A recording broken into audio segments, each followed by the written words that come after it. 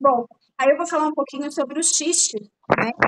É aí uma maneira que a gente consegue acessar um pouquinho esse inconsciente, né? O que que é um xiste? O xiste é uma piada, ou às vezes até aquele trocadilho espirituoso, assim, sabe? Às vezes estou analisando, falo uma palavra e eu só repito aquela palavra numa entonação diferente, fazendo uma brincadeira, né? Por exemplo, sei lá, o analisando não usa óculos, mas de repente ele está ali numa situação que ele não consegue ver, visualizar o valor que ele tem, alguma coisa assim. Eu falo, que tal a gente trocar de óculos?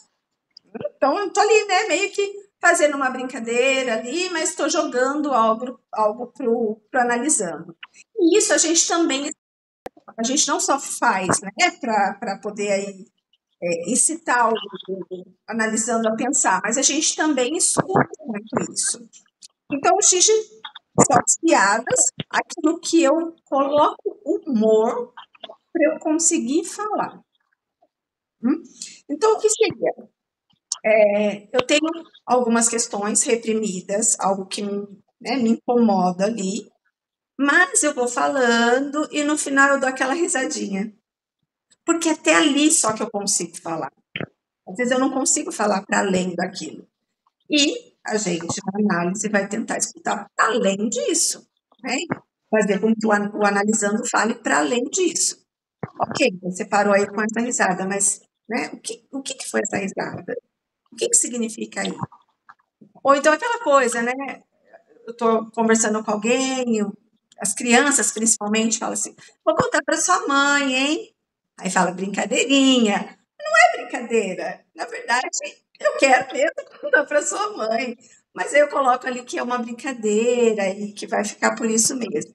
Então, muita coisa que a gente não dá conta de falar cara a cara, a gente acaba falando nesse formato de uma piada, de uma brincadeira, de uma, né, de uma conversa descontraída. E o Freud, né, ele fala sobre o xiste em 1905, que é nesse livro aqui, né? Os xistes da sua relação com o inconsciente. Freud vai falar dos xistes nesse texto, né, de 1905, os xistes e sua relação com o inconsciente, e vai, nesse livro, vai dizer que existem dois tipos de xistes, os xistes inocentes e os xistes tendenciosos. O que são os inocentes? Eles servem apenas para provocar prazer estético ou intelectual. Então, é aquela provocaçãozinha que eu coloco para alguém. Vamos pensar aí naquela música Eduardo e Mônica, do Legião Urbana. A letra, né, faz uma brincadeirinha lá sobre o casal, e até tem um pedacinho que ele fala assim: e o Eduardo, que ainda estava no esquema de escola e cinema, clube e televisão.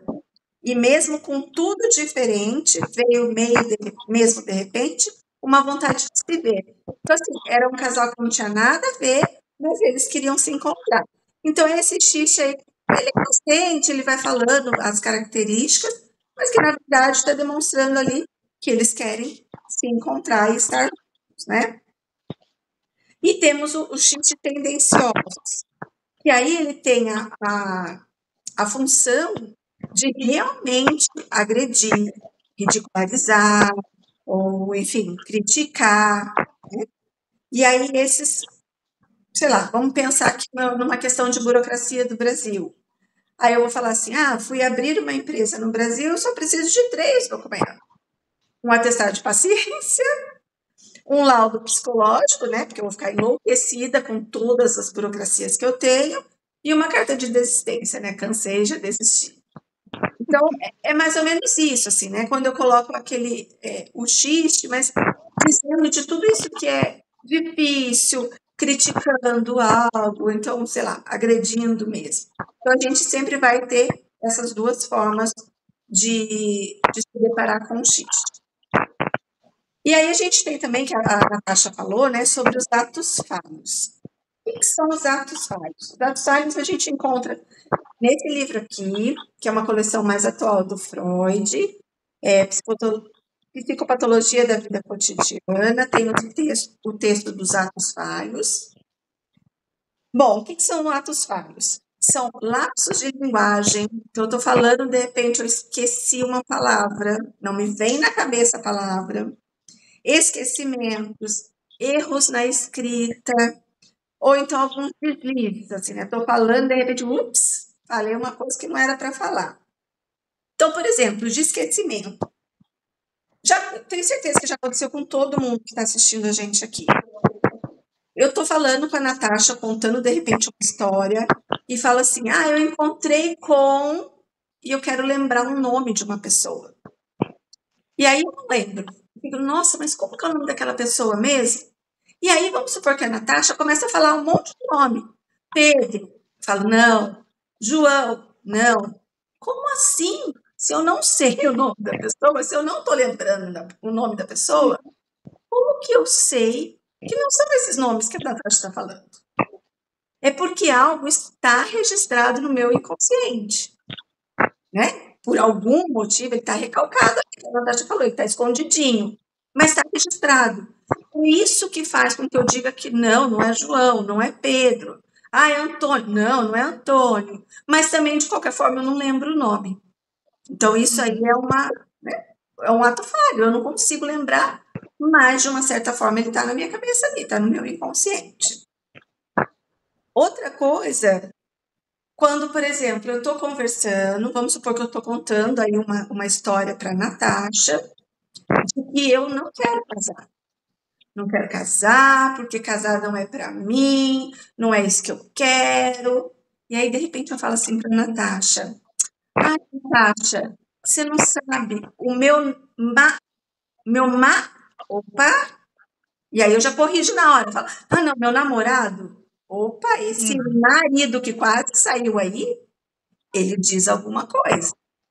Então, às vezes aquilo que eu estou falando para a Natasha que eu não quero casar de jeito nenhum, na verdade eu quero, porque quando eu fui falar namorado, eu quase falei marido. Então, essas falhazinhas na hora de falar, elas contam muito pra gente. É aí que a gente vai, né, de repente, escutar algo que tá ali guardadinho, que eu não queria falar, aquilo que, eu acho que eu não vou falar porque eu vou ser julgado. Então, acaba aparecendo aí nesses atos falhos.